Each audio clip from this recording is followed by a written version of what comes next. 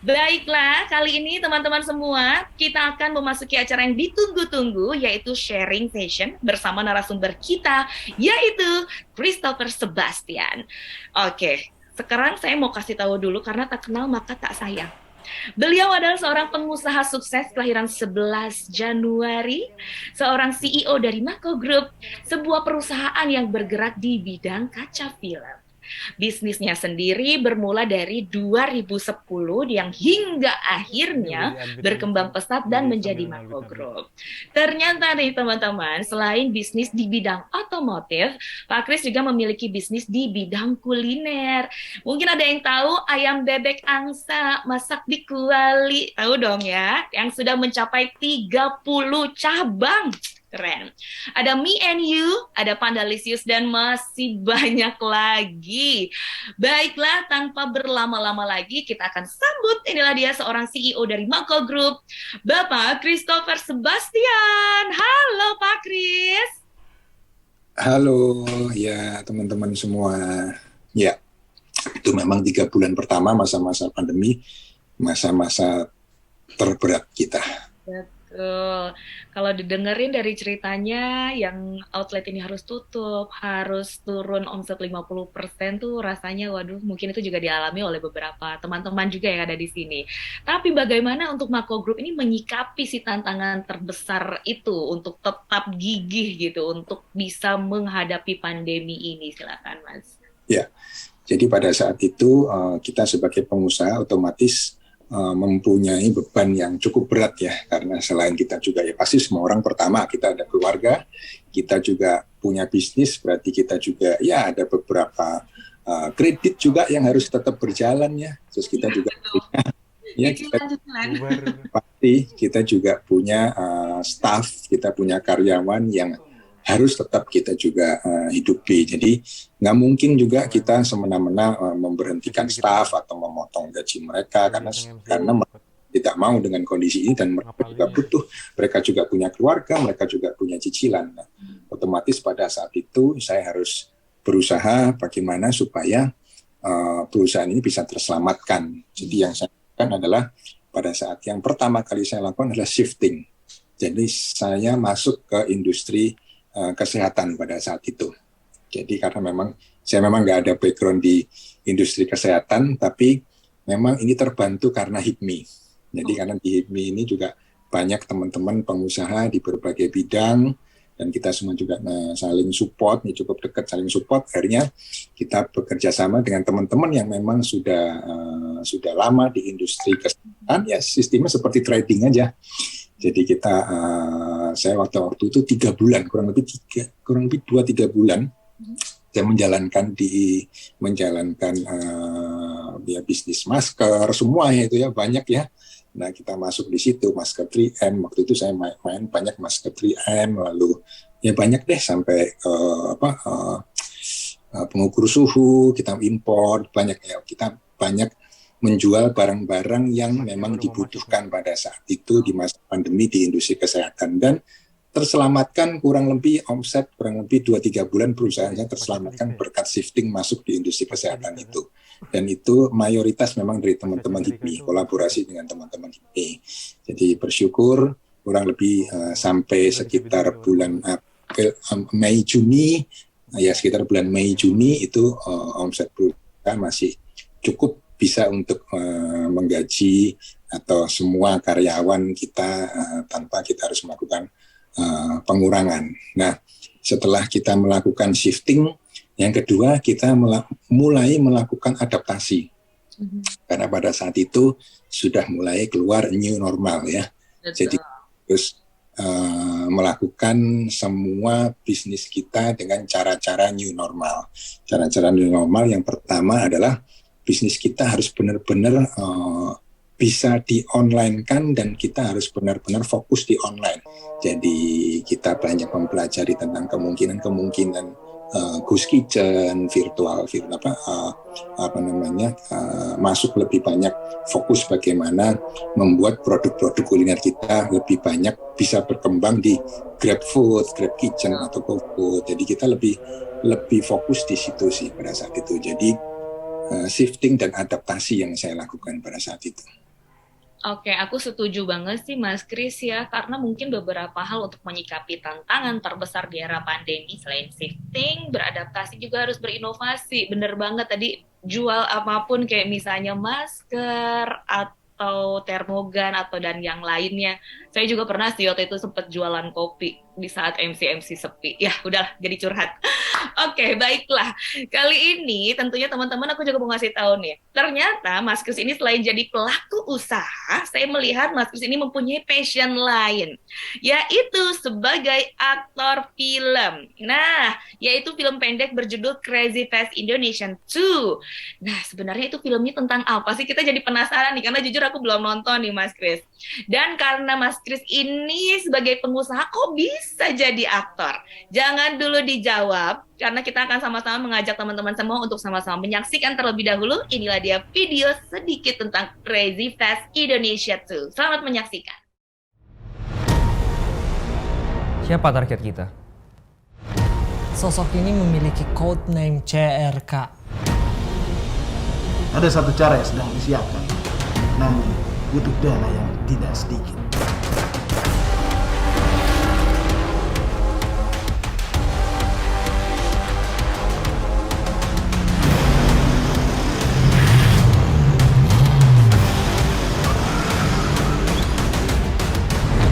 Kami yakin dia pasti akan hadir.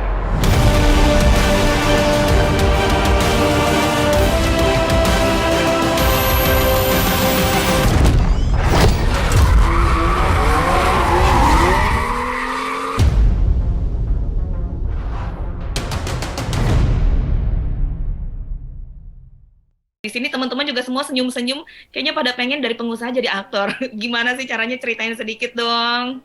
Mungkin bukan aktor film lah ya, karena itu cuman film YouTube sih, jadi film pendek di YouTube. Jadi itu karena berawal dari semua teman-teman otomotif yang para penghobi otomotif.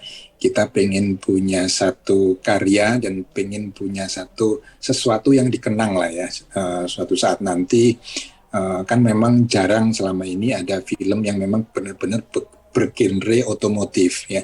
Rencananya film ini nanti itu film sudah sequel kedua, yang tadi ada sequel pertamanya teman-teman bisa lihat di YouTube, dan rencananya memang di sequel ketiga season 3 kalau nggak ada halangan kita memang akan pinginnya akan naikin ke layar lebar. Nah, awalnya memang dari teman-teman otomotif, di situ juga ada Pak Bamsud juga salah satu.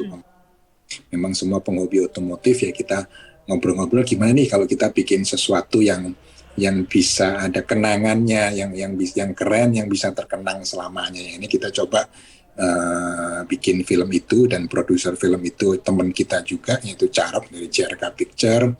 Ya ini kita bikin itu, dan ya bisa diterima di masyarakat karena masih satu-satunya film bergenre otomotif. Kalau kebanyakan yang lain kan film-film Indonesia drama percintaan atau apa. Jadi ini yang memang satu-satunya masih otomotif. Betul, aku setuju sih. Kita juga sekaligus bisa cuci mata karena di situ semua mobil-mobilnya keren-keren. That's why namanya mungkin Crazy Fast Indonesia. Jadi mobil-mobil cepat semua itu ya, Mas ya. Iya. Oke, pokoknya kita doakan ya mudah-mudahan sukses. Siapa tahu jadi layar lebar, ada di Netflix dimanapun. Aku boleh nyebut Netflix nggak sih? Pokoknya bisa ada dimanapun. Dan tentunya Mas Kris menjadi aktor utama. Siapa tahu ya kan dari pengusaha jadi aktor ternama. Oke, baik. Kita kembali lagi nih. Mungkin berbicara lagi tentang pandemi yang dimulai dari awal 2020. Pada saat 2020 kemarin pandemi, yang pertama yang saya lakukan adalah saya memperkuat identitas brand dan memperluas market dari produk-produk saya. Nah, di saat tahun 2020 kemarin, di saat pandemi, memang perusahaan kita yang paling banyak melakukan kegiatan promo atau promote kolaborasi dengan artis atau public figure ya. Jadi tahun-tahun sebelumnya kita juga melakukan hal itu, cuman di tahun 2020 di saat pandemi memang paling banyak, paling sering ya, satu bulan kita bisa lebih dari sekali, dan memang banyak public figure yang kita gandeng karena memang pada saat itu nggak ada lagi nih apa yang harus saya lakukan, karena saya cuma berpikirnya simpel begini, biarkan selama masa pandemi ini saya orang tahu dulu brand saya. Nah, nanti pada saat pandemi selesai, orang ingin memutuskan membeli, ya udah nih pandemi udah selesai, aku pengen dong beli kaca film, aku pengen beli karpet, atau aku pengen auto detailing mobil, dia ingatnya produk saya dulu. Karena pada saat pandemi, dia melihat produk saya yang di sini ada produk saya, di sini ada brand saya, di sini ada brand saya. Nah, itu yang saya lakukan. Dan pada saat itu, saya lihat momennya adalah kebetulan ya banyak artis atau public figure pun yang juga dalam tanda kutip ya lagi nganggur ya, maksudnya lagi santai karena juga di TV di mana-mana semua kan masih stop. Jadi lebih mudah untuk dihubungi pada saat pandemi daripada sebelum pandemi ya. Ini kita satu kita hubungin mulai dari teman yang kenal dulu sampai yang kita belum kenal, dan akhirnya memang banyak banget kolaborasi atau kegiatan-kegiatan marketing dan promosi dengan brand-brand saya dengan mereka. Itu yang pertama. Lalu yang kedua, saya mencoba memahami kebutuhan konsumen karena kebutuhan konsumen berubah ya. Jadi yang paling saya rasakan adalah faktor harga menjadi sesuatu yang sangat penting dan sensitif. Kalau dulu mungkin kita bisa dengan PD menjual barang kita dengan harga yang kita mau. Cuman kalau sekarang sudah nggak bisa. Jadi customer harga itu nomor satu kalau sekarang ya. Mungkin kalau kemarin-kemarin untuk kebutuhan sekunder harga nomor dua. Yang penting kualitas. Cuman sekarang nggak bisa. Harus kita akuin harga ini untuk produk-produk sekunder menjadi sesuatu yang utama. Otomatis saya harus melakukan perubahan harga di produk-produk saya. Jadi saya tidak bisa menjual dengan harga yang kemarin lagi. Jadi kita harus menyesuaikan dengan kebutuhan konsumen. Harga-harga kita pangkas semua. Itu yang kedua yang saya lakukan. Jadi banyak memberikan diskon, promo dan lain-lain. Lalu yang ketiga, saya memanfaatkan momentum ini dengan membuat inovasi dan kolaborasi. Nah, kalau kolaborasi, salah satunya juga dengan teman HIPMI juga, ketum saya di HIPMI Jakarta Barat, kita melakukan kolaborasi bisnis, yaitu Raja C, salah satunya, dan kita banyak melakukan inovasi di produk-produk kita. Jadi memanfaatkan momentum ini dengan memberikan inovasi di semua produk kita, karena kita lagi banyak waktu untuk mikir ya. Jadi, karena kita di rumah. Betul sekali. Jadi intinya dengan memperkuat identitas brand, diskon promo, collab juga gitu ya Mas Kris ya. Betul. Jadi kita pikirin nih kira-kira produk kita ini bisa satu persatu dikulik, dikasih inovasi apa yang kira-kira mempunyai unique selling dibanding kompetitor, karena banyak santainya pada saat pandemi kemarin. Mantap sekali. Pokoknya menggunakan waktu santainya itu harus berinovasi, bukan main games, bukan melakukan tidur, makan yang akhirnya melebar ya badannya. Oke, baik. Next question. Yang membuat Mas Kris ini berani untuk terjun ke bidang usaha food and beverage sih sebenarnya yang ingin saya tanyakan, apalagi di era ataupun di tengah pandemi ini. Peluang apa sih sebenarnya yang mau dilihat dari usaha food and beverage ataupun F&B? Fix your credit, girl, get at it, get your bag up.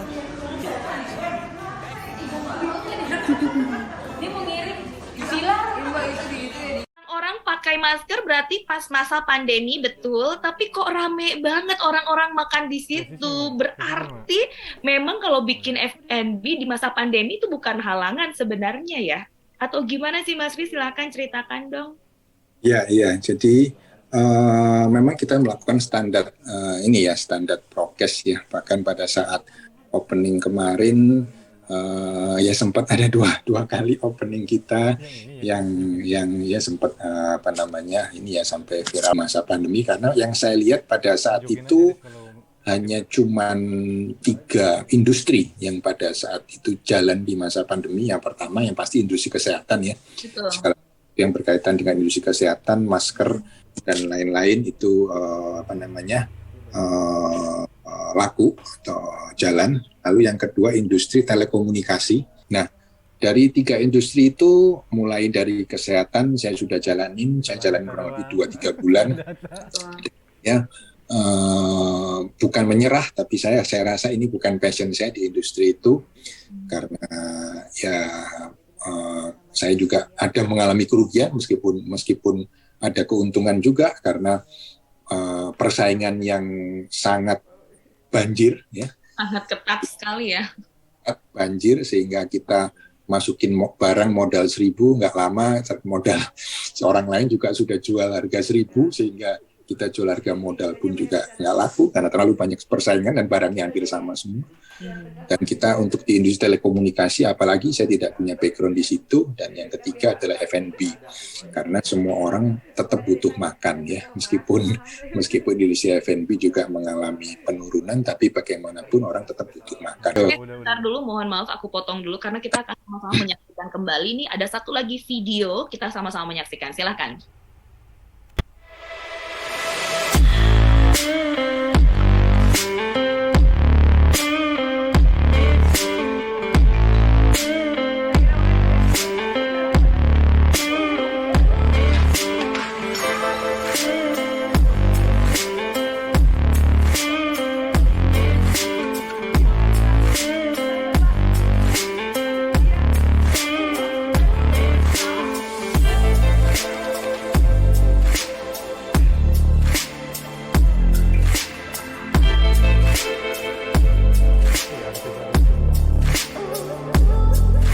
Dia mau ditampilkan Atta juga.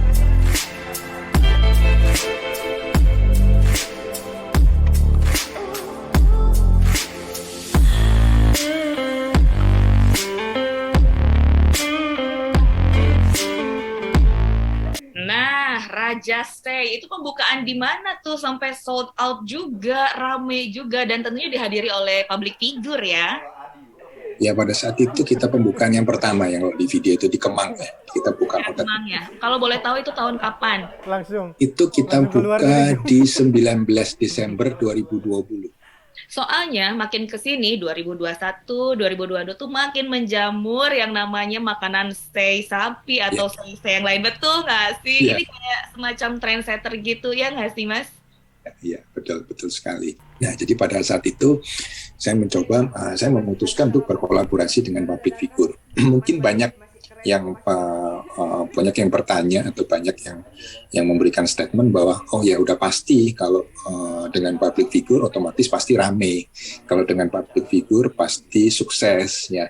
Cuman yang kita harus garis bawahi, yang kita nggak boleh lupa juga dengan kita menggandeng public figure berarti kita ada cost yang lebih untuk di modal awal kita, betul ya. Otomatis untuk membuat kita BEP pasti bebannya tidak ringan ya, karena kita ada menggunakan sosok public figure. Jadi sebenarnya sama saja dengan adanya public figure kelihatannya memang langsung hype, langsung rame. Tapi yang kita nggak boleh lupa dari cost modal kita pun juga ada tambahan cost yang tidak sedikit.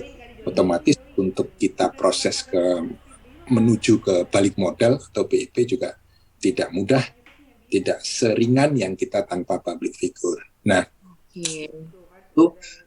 Oke, kita tentukan, kita survei, kita riset di market apa sih produk kuliner apa yang lagi hype, yang produk ini juga tidak musiman nantinya.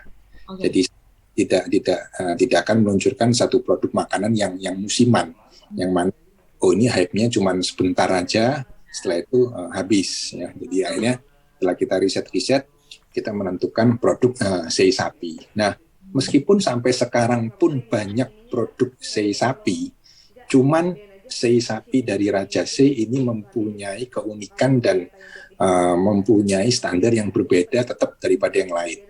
Jadi sei sapi dengan konsep rice bowl kita adalah yang pertama. Lalu yang kedua, sei sapi dengan konsep Japanese restoran kita juga yang pertama kalinya.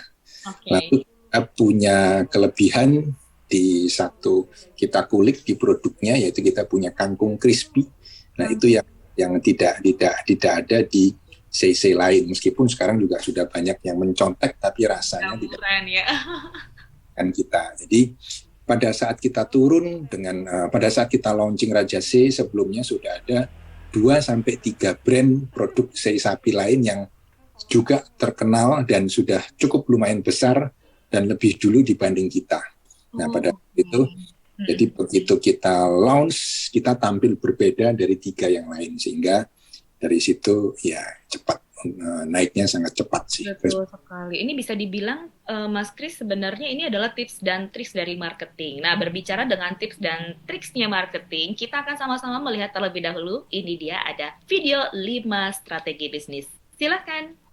Saat ini ada bisnis kuliner yang bisa laku ratusan porsi setiap hari. Bahkan bisa membuka puluhan cabang di masa pandemi. Apakah mungkin, guys? Raja C bisa loh. Nah, apakah mungkin guys? Ternyata memang sudah dibuktikan ya, Raja Say bisa. Oke, kasih dong tips dan trik marketingnya kembali, silahkan. Ini lebih ke yang kemarin saya lakukan di masa pandemi ya. Apa kira-kira tips dan trik marketingnya? Yang pertama, kita harus adaptasi dengan new normal. Itu kembali lagi, itu harus tetap kita lakukan. Contoh begini, kita putuskan akan masuk ke industri F&B. Saya pada saat itu tidak akan masuk ke produk F&B yang Korean food, karena yang kita tahu masakan Korea kita harus datang ya, harus dine in ya, tidak bisa tidak Gojekable, jadi tidak bisa dilakukan penjualan melalui GoFood dan GrabFood. Tidak akan menjual produk F&B yang tidak bisa digojekin lah. Gitu ya, tidak bisa dibuat Gojek lah.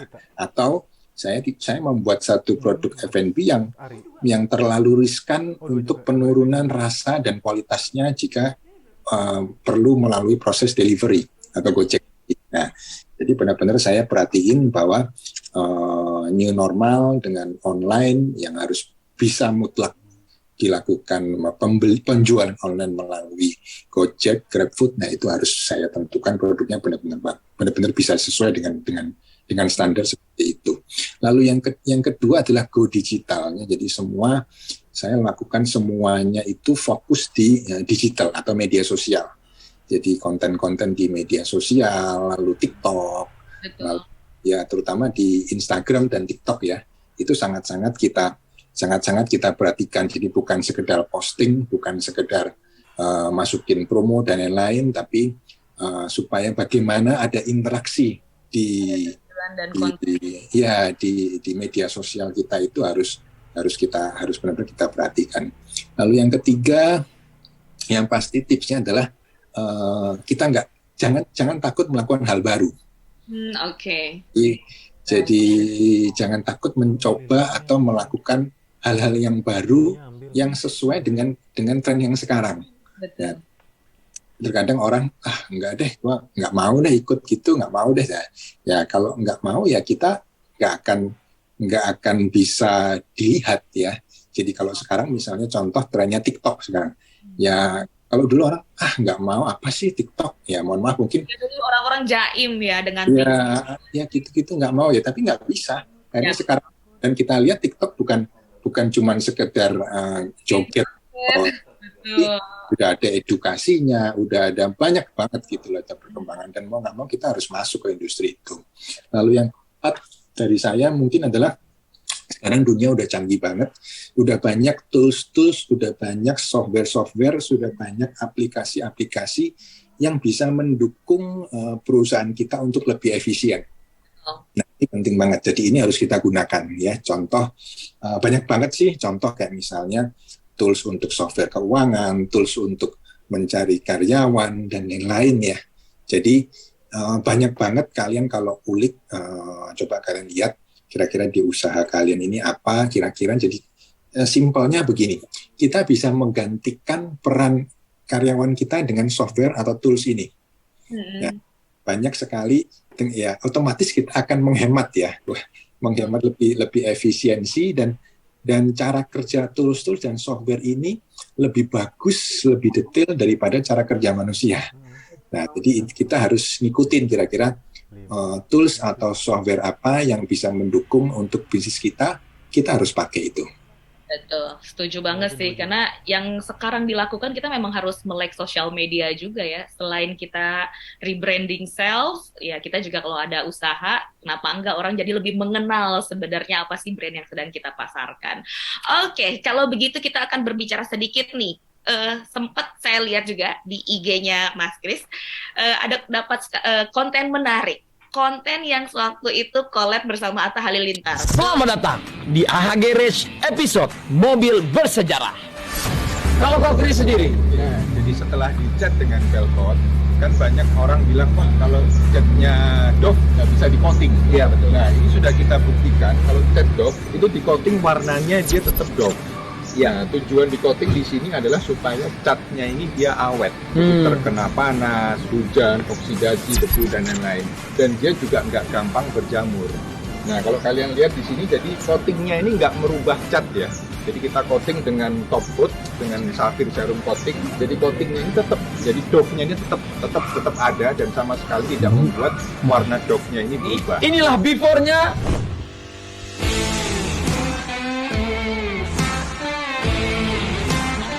Dan inilah afternya.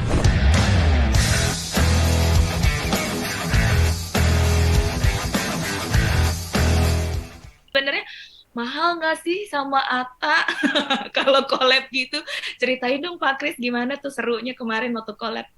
Ya, jadi banyak memang pada saat pandemi kemarin yang seperti saya cerita, kalau kita collab dengan beberapa teman-teman public figure, salah satunya dengan Atta. Nah, kenapa kita collab, yaitu tadi lebih mudah ya kita menghubungi mereka pada saat pandemi kemarin, karena mereka juga banyak waktu ya, awal-awal ya. Banyak waktu luang juga, dan otomatis ya itu membuat ya berbeda ya, mohon maaf mungkin pricing antara pada saat pandemi dengan di luar pandemi. Berbeda harga jelas ya. Pastilah itu kita coba manfaatkan momen-momen tersebut. Ya kalau kita bilang mahal atau tidaknya itu relatif ya, tergantung apa yang akan kita kejar. Karena yang pertama ada dua hal yang kita kejar dengan kolaborasi dengan public figure. Yang pertama pasti konversi secara omset ya, penjualan langsung, konversi langsung untuk omset. Yang kedua adalah branding. Nah, yang saya kejar pada saat pandemi kemarin, termasuk dengan Atta kemarin yang di konten tersebut adalah branding. Jadi seperti yang saya bilang, saya ingin pada saat masyarakat ini sudah siap untuk belanja lagi, sudah siap untuk mengeluarkan uang lagi untuk berbelanja produk-produk aksesoris otomotif, masyarakat ini mengingat produk saya dulu. Ya, jadi produk saya menjadi pilihan utama dulu. Nah, jadi memang kemarin hari ini kita putuskan ada dengan Raffi Ahmad, dengan Atta Halilintar, banyak banget. Nah, apa sih kalau benefit yang kita dapatkan dengan kolaborasi dengan mereka? Yang pertama, memang produk kita lebih dikenal lebih cepat ya. Jadi dalam tanda kutip mungkin jalan pintas untuk terkenal. Jadi produk kita jauh lebih cepat dikenal oleh masyarakat, itu yang pertama. Lalu yang kedua juga personal branding dari saya juga. Jadi pada saat pandemi itu saya juga memutuskan untuk saya lebih fokus di personal branding diri saya. Kalau kemarin saya tidak terlalu memikirkan dari personal branding, cuman pada saat pandemi kita harus fokus ke personal branding. Kalau personal branding kita sudah jadi, produk apapun yang kita jual melalui diri kita ya kemungkinan akan laku ya, akan bisa diterima. Itu yang pertama. Lalu yang kedua, jangkauan konsumennya lebih luas dengan kita melakukan public figure, karena public figure itu yang pasti banyak fans, banyak pengikutnya, banyak followersnya, betul. Jadi otomatis menjangkau market dari segala segmen ya. Itu yang kedua. Lalu yang ketiga, membuat konsumen itu menjadi lebih trust dengan produk kita. Jujur, bukan hanya konsumen, banyak partner-partner, mitra-mitra baru yang juga ikut bergabung dengan kita di industri otomotif kita dengan adanya melihat kita kolaborasi dengan public figure. Jadi rasa trust itu kita dapatkan cukup besar dari masyarakat, baik dari konsumen maupun baik secara B2B maupun dari B2C. Jadi trust-nya memang sangat bagus. Lalu juga yang keempat juga yang pasti meningkatkan penjualan. Cuman peningkatan penjualan ini kita rasakan setelah pandemi agak mulai sudah turun ya.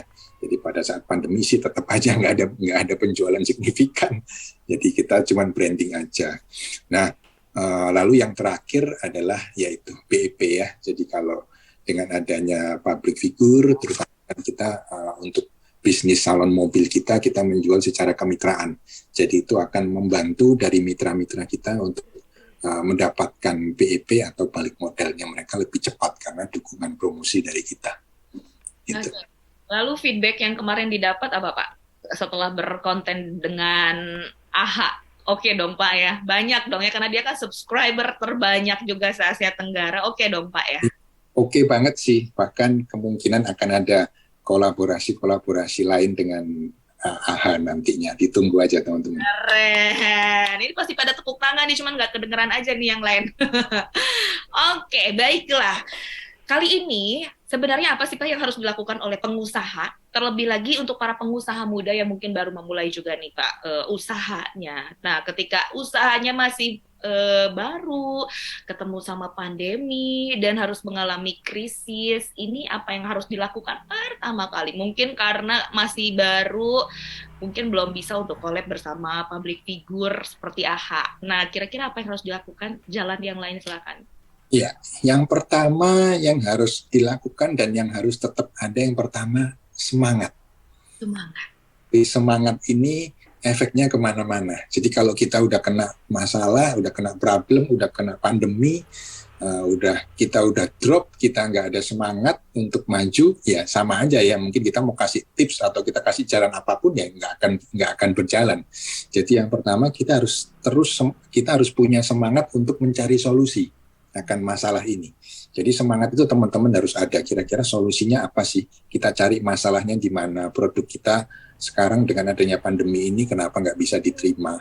Lalu konsumen ini sekarang arahnya kemana? Kenapa sampai tidak membeli produk kita? Jadi kita harus semangat terus untuk mencari solusi baik untuk produk maupun untuk market. Nah, itu yang pertama. Lalu yang kedua, fokus. Nah, fokus ini pun yang saya juga kesulitan karena kita ada banyak industri. Kalau mau saya ulang lagi, mungkin industri saya mungkin nggak mau sebanyak ini karena untuk fokus otomatis sudah sulit. Nah, buat teman-teman yang bisnisnya ada masalah dengan di masa pandemi ini, kalian harus tetap fokus. Jadi fokus dengan bisnis kalian. Sebisanya fokus dengan bisnis kalian ya. Jadi alternatif untuk shifting itu juga bukan menjadi satu solusi yang terbaik menurut saya. Jadi selama kalian masih bisa bertahan dengan bisnis yang sudah ada dan bisa tetap fokus dengan bisnis yang kalian selama ini sudah jalanin, lebih baik fokus di bisnis yang sudah dijalanin. Karena untuk shifting itu risikonya juga sangat besar, apalagi jika kita tidak berpengalaman di bisnis yang baru. Itu yang kedua. Lalu yang ketiga, survei pasar. Jadi survei pasar ini penting sekali. Jadi kita jangan idealis dengan apa yang sudah kita jalanin sekarang. Kita harus survei ke pasar, kita harus turun ke market, kita harus cek kira-kira kompetitor kita ini sudah melakukan seperti apa sih. Konsumen sekarang ini maunya bagaimana sih. Dan kondisi-kondisi di bawah ini di market ini seperti apa situasinya. Jadi kita harus survei pasar. Lalu yang keempat yang saya lakukan adalah saya banyak sekali ikut. Nah ini pelatihan, contohnya seperti webinar sekarang ini. Jadi pada saat pandemi kemarin saya ingat tuh, hampir setiap hari saya ngikutin live-nya orang, live-nya teman-teman semua, live-nya pengusaha-pengusaha semua, karena pada saat itu kan semua sering live ya, live Instagram, terus banyak yang melakukan webinar, seminar, pelatihan-pelatihan secara virtual, itu saya ikutin terus, saya dengerin, saya ikutin. Jadi banyak-banyaklah mendengar, banyak-banyaklah belajar dengan yang lain. Nah itu salah yang keempat. Lalu yang terakhir adalah kembali lagi kita melakukan inovasi di produk kita. Jadi setelah kita survei, setelah kita fokus, setelah kita semangat, setelah kita ikut pelatihan-pelatihan, terapkan ke bisnis atau produk kita.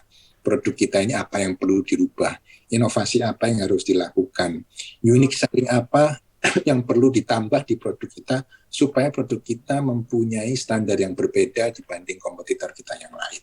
Kurang lebih.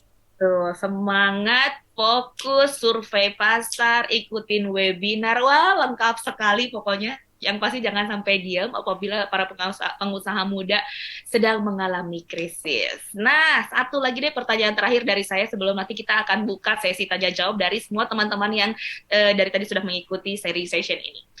Apa pesan-pesan untuk kita, Mas Kris, yang ingin memulai bisnis dari nol nih, pengusaha baru berarti ya, tapi di era pandemi. Silahkan. Ya, sebenarnya ini sama yang saya lakukan pada saat saya pertama kali membuka usaha. Jadi baik pada saat pandemi maupun pada saat tidak pandemi, saya ingat sekali saya punya 3 acuan pada saat itu. Pada saat saya masih menjadi karyawan dan saya menentukan oke nih saya mau buka usaha, saya mau menjadi pengusaha. Tapi modal saya pas-pasan nih, duit saya cuma segini-segini aja. Nah, tapi pada saat itu saya ingin membuka usaha yang dalam tanda kutip memang saya akan membuka usaha ini saya akan langsung head on dengan perusahaan saya yang lama ya. Yang mana perusahaan yang saya yang lama itu sudah sangat besar sekali. Nah, bagaimana bisa usaha saya ini bisa berjalan? Jangan sampai usaha saya tidak berjalan karena saya udah keluar modal saya habis, saya udah keluar dari perusahaan, saya bisa ngegembel pada saat itu kan. Nah, jadi saya punya 3 poin yang saya pegang pada saat itu. Poin yang pertama adalah apakah saya bisa menjadi yang paling pertama. Produk atau bisnis saya ini bisa menjadi yang paling pertama. Nah, poin pertama ini saya nggak bisa. Karena pada saat akan saya memutuskan untuk saya membuka usaha kaca film, sudah banyak produk kaca film yang lain dan sudah ada produk kaca film yang pertama kali masuk di Indonesia, yang brandnya pun sudah kuat. Jadi otomatis poin pertama saya ini miss. Saya nggak bisa melakukan hal yang pertama. Lalu hal yang kedua, apakah kita bisa menjadi yang paling besar? Nah, ini juga sulit bagi saya. Jangankan kompetitor utama saya, perusahaan saya yang sebelumnya aja udah besar banget ya, mantan bos saya, ya kan? Jadi otomatis saya nggak mungkin bisa yang paling besar, kecuali saya sudah punya dana yang banyak dan langsung saya membuka dengan yang langsung gede ya. Nah, yang kedua saya nggak bisa. Paling pertama saya nggak bisa, paling besar saya nggak bisa. Lalu ke poin ketiga, apakah produk saya ini bisa paling berbeda atau paling unik? Nah, saya ambil poin yang ketiga. Jadi saya pada saat itu membuka bisnis yang mempunyai keunikan dibanding produk kaca film yang lain. Kaca film kami adalah yang pertama kali kaca film brand dari Jepang. Pada saat itu semua kaca film brand dari US semua. Karena pertama kali dari Jepang, otomatis semua packaging mulai dari bentuk desain semuanya, mulai dari seragam, branding semuanya ke Jepangan semua. Jadi otomatis banyak sekali kaca film yang sudah lama, banyak sekali yang udah besar-besar, tapi begitu melihat barang saya, mereka melihat sesuatu yang berbeda, otomatis perhatiannya akan ke tempat saya. Jadi akan ada sesuatu yang menarik. Ya, jadi kayak misalnya ada orang berbaris semua biru, saya merah sendirian. Kita kan pasti kan yang merah. Nah, saya ambil poin yang ketiga. Saya terjun dengan produk yang paling berbeda atau yang mempunyai keunikan dibanding produk kompetitor yang sudah ada. Nah, itu yang saya lakukan. Oke, sudah dicatat belum nih teman-teman? Itu semuanya poin-poin yang harus digarisbawahi dan oke banget. Oke, baiklah itu pertanyaan saya. Kita juga ngobrol, kita santai. Sekarang saatnya kami persilakan teman-teman yang dari tadi pengen tanya banget. Silakan untuk raise hand. Nanti kita akan sebutkan siapa yang akan langsung saja open mic-nya. Nanti langsung kita kasih tentunya kesempatan di sesi Q&A ini untuk mengingatkan nanti di akhir sesi juga kita akan adakan kuis tapi tentunya ya untuk mendapatkan golden ticket. Nah, nanti saya akan memberikan satu pertanyaan dan yang bisa menjawab pertanyaan ini akan mendapatkan golden ticket. Oke, sebelumnya baik, silakan terlebih dahulu untuk teman-teman yang mungkin oke. Baik, dari Hamzah Abdul Aziz. Silakan untuk langsung saja di-unmute dan langsung saja pertanyaannya. Oke, siap. Halo. Terima kasih Kak Di Lestari selaku host sudah memberikan kepada saya kesempatan untuk bertanya. Terima kasih juga kepada kakak-kakak di bidang 9 yang sudah menyelenggarakan acara ini, yang menurut saya ya kita dari teman-teman di HIPMI Perguruan Tinggi Jakarta Raya apresiasi banget lah ada acara seperti ini. Karena kan artinya kita bisa belajar langsung ya sama ahlinya. Di sini ada Ko Christopher ya kan. Seperti itu. Ya mungkin yang mau aku tanyakan itu terkait tadi kan dari Ko Christopher sendiri untuk strateginya selama pandemi ini kan menggunakan influencer. Bagaimana kemudian influencer ini menciptakan brand image sehingga diharapkan menjadi top of mind, dan ketika market ini sudah siap mereka bisa langsung beli, yaitu ketika pasca pandemi. Nah mungkin yang mau aku tanyain itu adalah gimana sih Ko Christopher mungkin untuk tips memilih influencer sesuai dengan bidang bisnis kita. Karena kan nggak jarang misalnya aku lihat ada temanku punya pengalaman juga ketika dia sewa influencer ya kemudian hasilnya tidak ada seperti yang dia harapkan seperti itu. Nah mungkin karena Ko Christopher sudah berkali-kali menggunakan influencer mungkin kita mohon tipsnya gitu. Oke, pertanyaannya itu aja Hamzah? Iya Kak, itu aja. Oke deh, thank you Hamzah Abdul Aziz. Silakan Ko Christopher untuk langsung menjawab tips memilih influencer harus kayak gimana sih yang bagus. Silakan. Oke, Hamzah, terima kasih pertanyaannya. Ini sering juga ditanyakan oleh teman-teman saya. Gimana cara kita menentukan influencer yang tepat, yang akhirnya bisa membawa feedback yang bagus untuk bisnis kita. Yang pertama yang harus kita tentukan dahulu adalah target atau tujuan kita untuk menggunakan influencer pada saat itu kita ingin apa. Nah, kalau pada saat awal saya bekerja sama kolaborasi dengan Atta Halilintar, target saya bukan penjualan. Karena saya yakin saya mau gandeng siapapun influencersnya, kembali lagi di saat itu adalah saat pandemi. Jadi tidak mungkin ada penjualan secara signifikan, dalam tanda kutip, saya nggak akan balik modal lah dengan adanya saya menggunakan Atta Halilintar dengan penjualan yang masuk. Karena pandemi, kembali lagi pandemi. Jadi pada saat itu target saya adalah branding. Nah, jadi kalian harus menentukan dulu targetnya mau apa.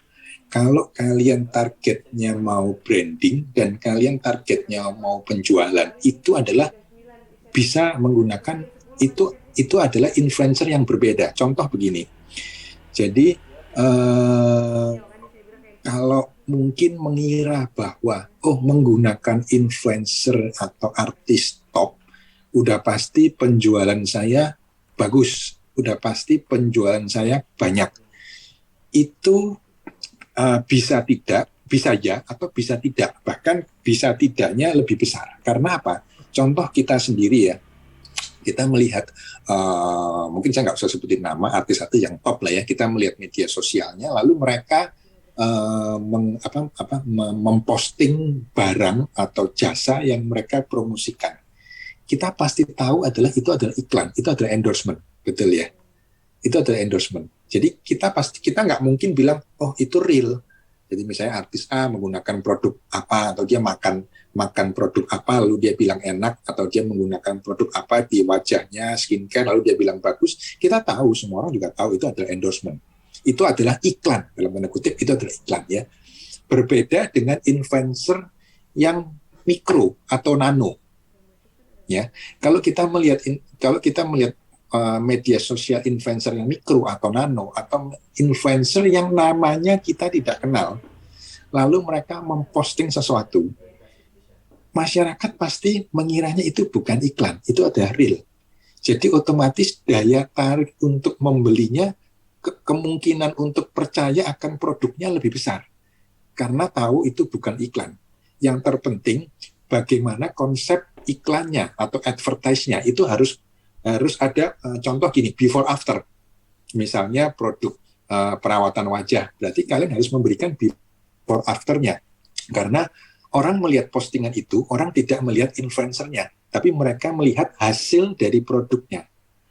Ya, jadi kalian harus tentukan dulu memilih influencer ini tujuannya apa. Mau tujuannya ke penjualan langsung, mau begitu diposting mau langsung banyak penjualan, atau mau branding.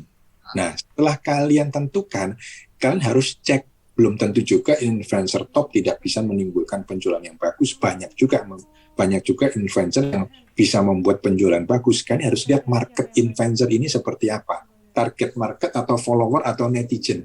Netizen dari influencer ini apakah cocok dengan produk yang akan kita tawarkan. Nah, ini penting sekali. Jadi kalian jangan hanya melihat angka follower atau angka subscriber atau angka di media sosial yang angka pengikut ya. Jadi kalian harus lihat follower mereka, subscriber mereka ini apakah sesuai, apakah cocok dengan produk yang akan kita tawarkan.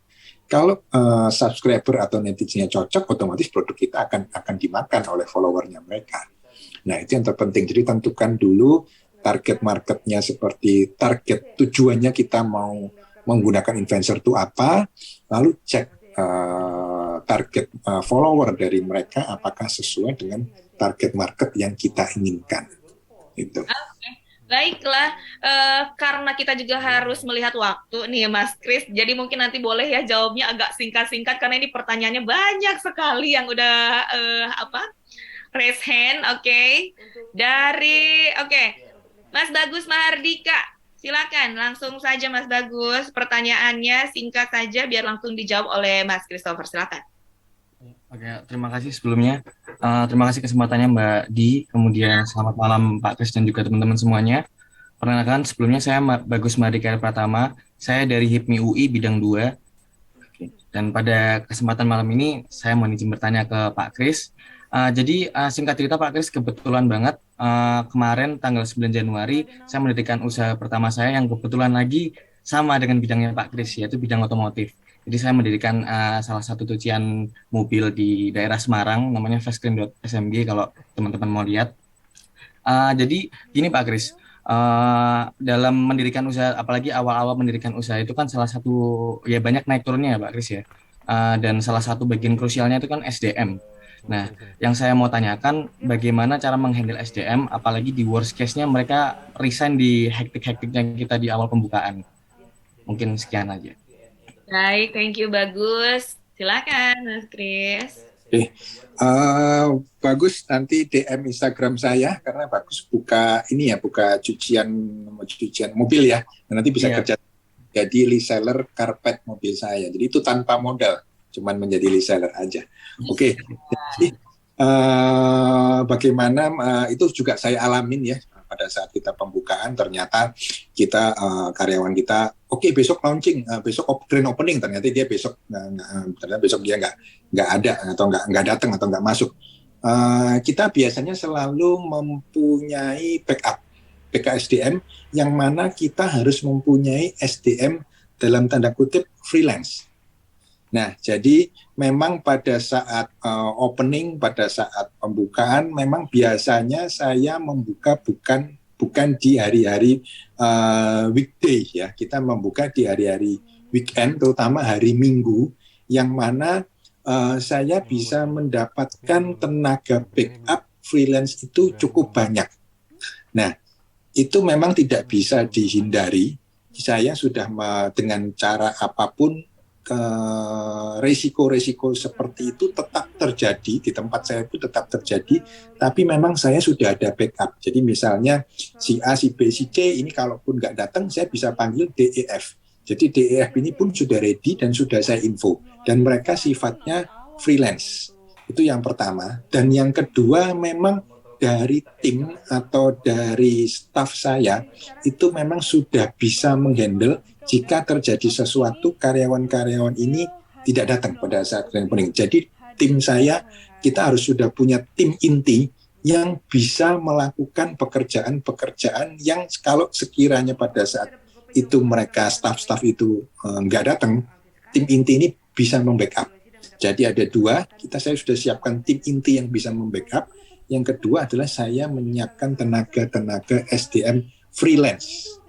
Jadi relasi-relasi tenaga freelance staf-staf di bidang itu kita memang sudah harus punya yang siap dipanggil. Oke, baiklah. Kali ini kita akan langsung menuju ke pertanyaan berikutnya ya, Mas Kris. Dari ini namanya siapa ya di sini yang raise hand HIPMI Perguruan Tinggi Presiden UI ya. Silakan.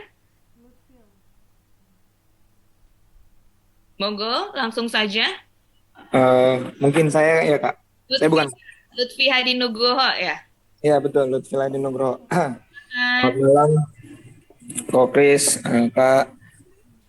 Saya maaf nggak on cam ya karena lagi di luar juga.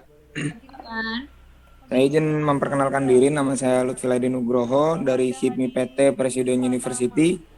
Kebetulan juga kok saya pengen nanya tentang endorsement atau advertising, tentang iklan ya. Kebetulan di bulan November kemarin saya baru membangun CV saya untuk bisnis ekspor.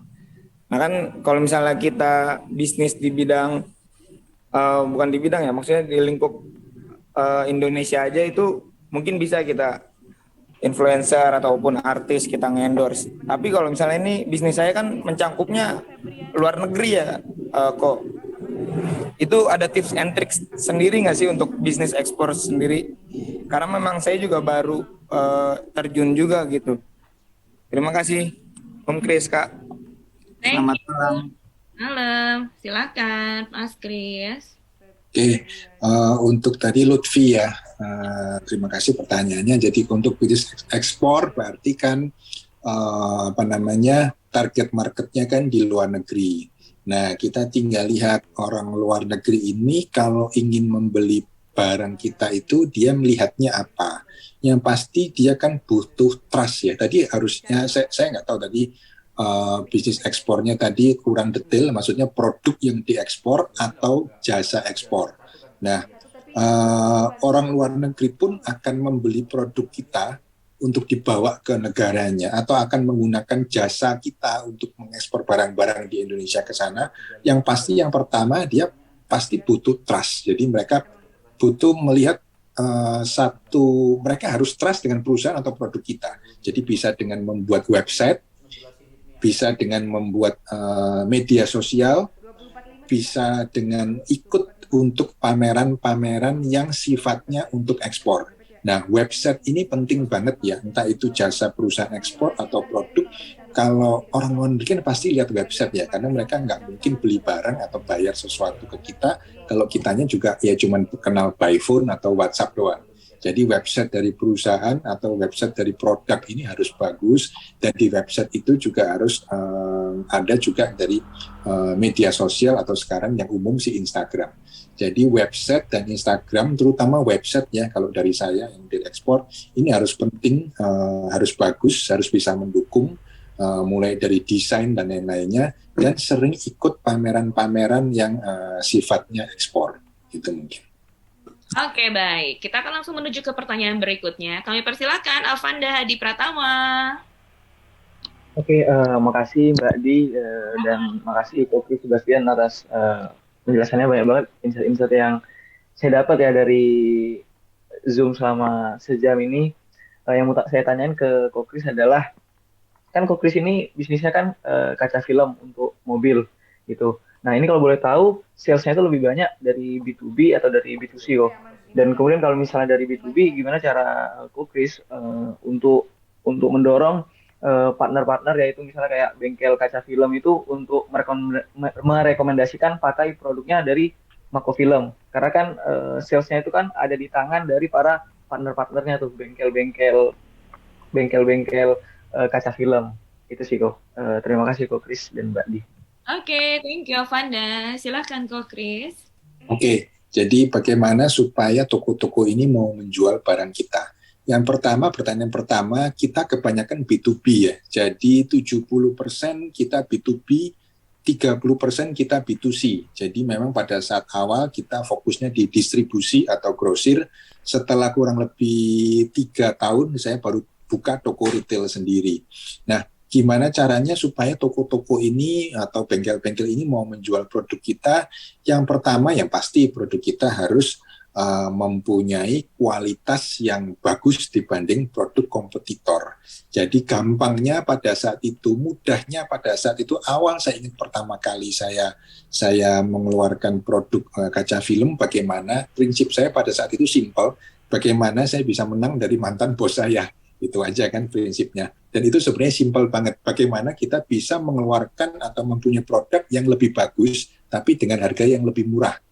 Nah, itu standar yang mudah banget. Jadi, ini Pak, saya punya barang lebih bagus dari barang A, tapi lebih murah. Itu yang pertama. Yang kedua, gimana kita menjalin hubungan dengan owner dari toko-toko tersebut.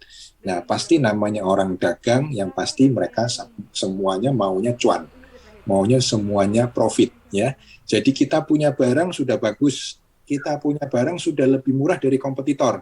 Tapi jika dia menjual barang kita, profitnya tidak lebih banyak daripada dia menjual barang yang sebelumnya. Tetap aja barang kita nggak akan jalan. Jadi standarisasi harga di market itu harus dijaga. Barang lebih bagus, harga ke customer lebih murah, profit harus lebih besar yang didapat toko itu dibanding menjual barang lain. Itu yang ya, jadi profit lebih besar bukan hanya kita setting harga market dengan harga jual dia, tapi kita juga bisa memberikan reward. Nah, jadi kita bikin sistem reward, misalnya dengan target sekian, dia mendapatkan yang simpel-simpel aja. Jualan misalnya kuantiti sekian, dia dapat handphone, Dia jual kuantiti sekian, dia dapat TV. Kira-kira apa sih yang dibutuhkan? Dia jualan sekian, dia dapat reward, jalan-jalan kemana. Bahkan reward itu saya setting sesuai dengan kebutuhan dari customer toko-toko saya.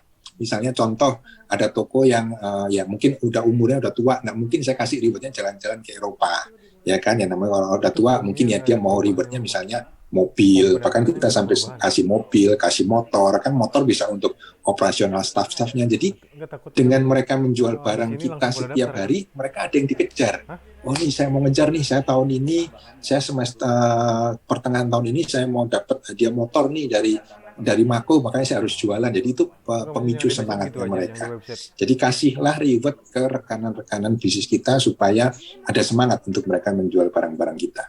Baiklah, oke, karena waktu juga, tapi kita harus, nggak apa-apa deh, satu pertanyaan lagi bisa ya?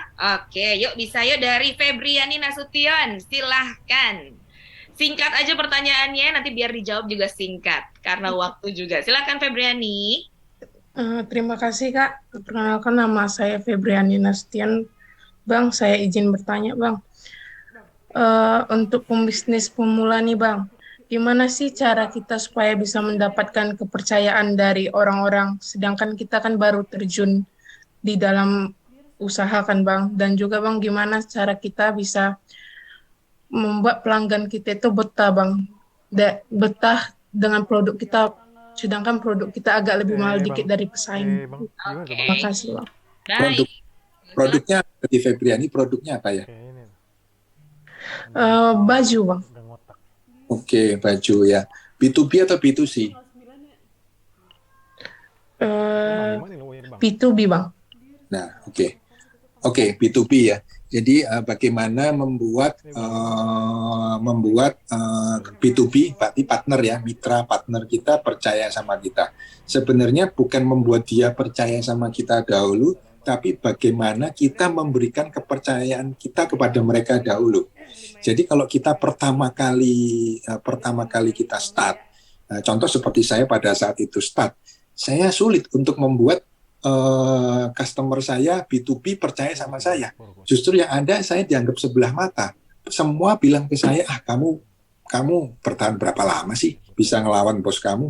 Aduh, kamu paling cuma 6 bulan, paling lama tahun kamu udah tutup. Nah, gimana cara saya untuk supaya bisa dia percaya sama saya? Ya satu hal, saya kasih term of payment ke dia.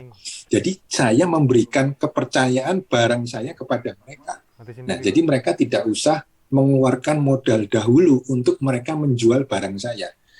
Kembali lagi, semua orang maunya cuan, semua orang maunya profit, semua orang mau untung. Mereka sebenarnya tidak peduli barang siapa, barang ini. Kalau kita bicara B2B ya, barang siapa dan barang ini gimana. Semua penjual pasti dasarnya mereka mau untung, mereka mau profit. Gimana mereka untung? Mereka harus ada modal. Jadi modal itu kita pangkas. Kamu jual barang saya, kamu tidak usah ada modal, ya terpaksa kita harus berani titip jual. Nih, atau titip jual atau kasih term of payment atau kasih tempo lebih lama daripada kompetitor kita yang ada. Kalau dulu saya tidak pernah melakukan titip jual. Saya tidak pernah menerapkan konsignasi untuk barang saya, karena itu memang menurunkan, saya anggap itu menurunkan image dari produk saya. Jadi saya memberikan term of payment lebih lama dibanding kompetitor saya. Dan saya berusaha mendatangkan pembeli untuk barang saya ke toko mitra-mitra saya. Ya, karena begitu barang kita masuk ke tempatnya mereka, mereka juga masih bisa malas-malasan untuk jual. Nah, untuk awal saya gimana caranya tim sales saya bisa mendatangkan pembeli ke toko mereka untuk membeli barang kita. Dengan kita melakukan promosi khusus, brand kita, produk kita untuk toko itu, banyak sekali yang bisa kita lakukan. Jadi, toko akan merasa, sudah ada yang cari ini barang kamu ya, udah ada yang nanya ini, udah ada yang beli loh barang kamu. Nah, otomatis perlahan-lahan mereka akan pede menjual barang kita. Gitu. Oke, baik. Terima kasih banyak. Mohon maaf banget untuk teman-teman yang lain karena waktu juga. Jadi nanti kalau misalnya mau tanya-tanya, mungkin kalau mau DM juga boleh ya. Baik, tentunya kita akan memilih yang akan mendapatkan golden ticket. Congratulations untuk Hamzah Abdul Aziz, Bagus Mahardika, Lutfi Hadi, Avanda Hadi Pratama, dan juga Febriani Nasution mendapatkan golden ticket. Yeay! Tentunya untuk yang belum beruntung jangan khawatir karena kelas HIPMI Academy ini gratis dan siapapun bisa mendaftar. Tentunya untuk informasi bisa juga kunjungi website kita di hipmiacademy.org. Baik, tentunya kita akan mengucapkan juga tentunya kali ini terima kasih banyak kepada narasumber yang telah memberikan banyak sekali penjelasan, Bapak Christopher Sebastian. Tentunya HIPMI Academy ini juga memang akan selalu menyajikan narasumber dan materi yang sangat menarik dan pastinya bermanfaat untuk kita semua. Makanya silakan teman-teman yang ikut bergabung di HIPMI Academy. Nantinya akan ada berbagai macam program. Akan ada 2 macam program, yaitu seperti kelas inspiratif dan juga kelas reguler yang tentunya akan terus menghadirkan narasumber-narasumber yang keren dan juga hebat dan tentunya seru. Kawan-kawan yang ingin bergabung tentunya selama HIPMI Academy, silahkan untuk langsung saja, nih bisa sambil dilihat-lihat juga, dibaca-baca juga. Gampang banget. Pertama-tama semua teman-teman bisa langsung kunjungi website HIPMI di hipmiacademy.org. Lalu masuk ke halaman daftar. Kemudian lengkapi identitas diri. Di sana kawan-kawan juga bisa dapat melengkapi dokumen-dokumen penunjang, foto, video, dan alasan atau motivasi apa sih yang tentunya dimiliki oleh kawan-kawan untuk bergabung di HIPMI Academy. Lalu apabila kawan-kawan sudah memiliki perusahaan sendiri, mohon untuk memberikan identitas perusahaannya. Dan selesai deh. Tentunya dengan mengikuti langkah-langkah registrasi tersebut, teman-teman semua sudah berhasil terdaftar di HIPMI Academy. Jadi silakan untuk segera daftar dan bergabung untuk menjadi pengusaha sukses penerus bangsa seperti Bapak Christopher tadi, ya kan? Baik, tentunya sekali lagi kami ucapkan terima kasih banyak atas waktunya juga, tentunya yang pada malam hari ini 2 jam nggak kerasa ya untuk Pak Christopher yang sudah meluangkan waktunya mengadakan tentunya untuk acara webinar ini. Terima kasih juga kami ucapkan kepada Ketua HIPMI Perguruan Tinggi Universitas Indonesia yang sudah meluangkan waktunya. Terima kasih juga untuk teman-teman peserta yang sudah meluangkan waktunya untuk menghadiri acara webinar ini. Tentunya acara ini digagas oleh Bidang 9 BPP HIPMI. Tentunya untuk selanjutnya kita akan mengadakan lagi webinar dengan pembicara yang sama hebatnya dengan Bapak Christopher. Nah, untuk informasi lebih lanjut, teman-teman diingat ya, bisa follow akun sosmed Instagramnya di username HIPMI Academy Official. Sekali lagi, HIPMI Academy Official.